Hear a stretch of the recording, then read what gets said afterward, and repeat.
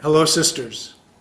First of all, thank you for the opportunity to be part of your pre-chapter deliberations, and thank you for the invitation to address you in this manner. Congratulations also are in order on your 100th anniversary celebration.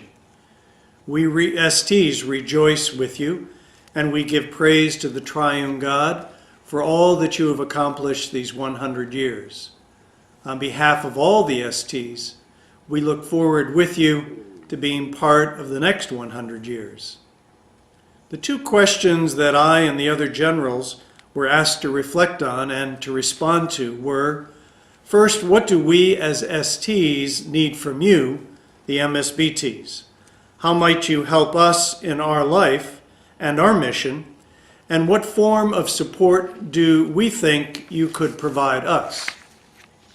The second half of the question was for me to respond to the opposite of that a little bit, and to answer the question, what can we, the STs, do for you, the MSBTs?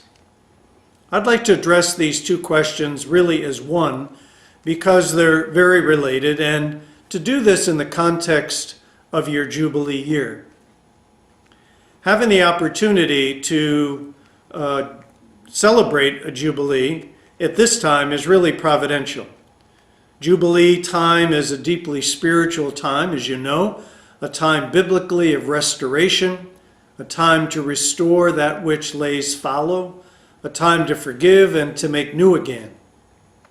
When I look at these questions in the context of Jubilee, I think we're at a moment that calls for renewed counsel, renewed commitment, and renewed collaboration. Certainly within the entire Senecal family, but especially between the STs and the MSBTs. We call these maybe the 3 C's: collaboration, commitment, and better counsel. When the Servant Council gathers several times a year, usually in Philadelphia, the gathering of the ST and the MSBT councils, we always begin by reflecting on our mission statement. At the end of this statement, there's a quote from Father Judge, and it says, "I hope and pray that your affairs will be so conditioned that you must depend upon one another, that you cannot do without one another, that you may realize that you need one another." Father Judge wrote this in 1924. I'm often struck by these words and try to reflect on them often. Are we in any way dependent on one another? Do we really feel we need one another? It seems to me that we have drifted far from this prayer and hope of Father Judge. We as ministers and members of a family, and especially as STs and MSBTs, we function in reality very separately. And occasionally we meet a couple times a year. We're certainly kind to one another, we're prayerful, and we're appreciative of one another. But it doesn't go much deeper than that. I often feel there is the desire to go deeper, but we don't know how to go there any longer. We have drifted too far from one another. Maybe we have lost our way. I've heard it said that to the extent that we fail to live this prayer and hope of Father Judge, it is to that extent that we fail to live the vision of Father Judge, Mother Boniface, and Margaret Healy. Might this Jubilee time be a time to try to restore this? I believe that it's a moment for us to have a respectful, mature relationship with one another based in a belief and a commitment to our shared mission as part of the Senecal family and as two religious communities who share a common history, a common rule of life, and a common founder. Because we are two religious branches, we need to renew in this Jubilee a desire to work together and to be dependent upon one another in the best sense in the development of an apostolic laity. How do we begin to renew this relationship? Jubilee, I think, invites us all to begin anew, to commit to end the gossip about the other, to heal and forgive how we have taken one another for granted, to have how we've been hurt possibly by one another in word or in deed. We need to commit to strong, healthy friendships as brothers and sisters, to agree, yes, and at times to agree to disagree, to realize that we have each other and that over time we've developed different cultures, that we are, in fact, male and female, and we are sometimes for Venus and from Mars, and to be able to laugh about that even at times when it's appropriate. I realize that some, maybe even many MSBTs, have been hurt in the past by missionary servant priests and brothers, by what has been said, reported to have been said, and what maybe has been done. I want to apologize for those deeds, those words and moments, and encourage us to go to one another and to speak honestly, to seek reconciliation. We are a male branch of the family.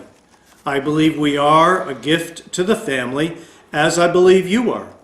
But we are different from the women, and perhaps these differences need to be explored, need to be talked about more openly, need to be cherished, and when needed, need to be healed. Much of our distance from one another, I feel, comes from arrogance on the part of the STs, that at times we've projected an image that might imply that we have the answer or we have the best way to do this or that. Those who don't agree with us are somehow less enlightened or out of step or silly or worse. Again, I want to take this moment to apologize for when I may have felt or acted that way, and also speak on behalf of all the missionary servants in seeking your forgiveness for the times that any of us may have acted or said this way. My sincere apology to each of you. To take counsel from one another, to collaborate and to recommit to one another in this Jubilee year must certainly be a two-way street. We must both be open to this. In my mind, collaboration is more than just joint efforts in ministry. It really invites us to an appreciation of who we are as followers of Vincent de Paul, Father Judge, Mother Boniface. It has to become a way of life. It means that we commit anew to never do alone what we can best do together. It involves thinking, planning, and prioritizing together. To be in a mature, collaborative relationship with one another, as well as with the other branches, needs really to be a practice. We have to develop the discipline. It should be the first thing we think about, not often the last thing, or, oops, we forgot to consult. It should be the first thing, as I said, not the last. It will, I think, demand new behaviors from all of us. We may each, my sisters, be canonically totally separate, but our identity is interwoven and interdependent with each other. We are your brothers in religious life. You are our sisters. We want you to know that we care about you, your present and your future. We honestly don't know what we would be without you.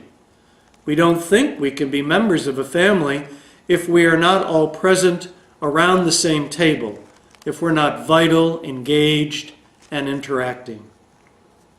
We need to take greater counsel, engage more in collaboration, and recommit to one another in the future if we're to survive and prosper as a family and continue to share the unique gift that we have been entrusted with. We need to move into the future, as I like to say, with a thick skin and an elastic heart. A charism is a gift given, and like any gift, it's not only to be held, to cherished and protected. A charism is given for the whole church, for God's good people. We both need to be bolder, I think, and to take greater risk in taking and sharing our charism to the world around us, especially the broken and the hurting world, the poor, the marginalized, and the outcast. On behalf of the missionary servant priests and brothers, the STs, I want to, in this video, commit myself and us to this renewed effort of taking counsel, to enter into greater collaboration and commitment. I pray you will join us afresh in this commitment. I realize we have a long way to go. Please don't give up on us and feel that you have no option but to go it alone. I commit myself and all the STs to be better listeners, to be more open, less full of ourselves, and so sure, to admit our mistakes and to be open to a new future together. Let us do this together more faithfully. We pray for you, my sisters, during this Jubilee year, during these days of pre-chapter and chapter later this spring. Let us move forward together with greater love than fear, to use the memories and the accomplishments of the past as touchstones to the future, to be free of the oppression that we place on ourselves or allow others to place on us, to be free to move together as men and women, a family into the future. Again, I want to thank you for the opportunity to do this video. I pray that these words have been helpful and that your discussions in this pre-chapter and later this summer will be fruitful. Peace be with you and be assured of our prayers.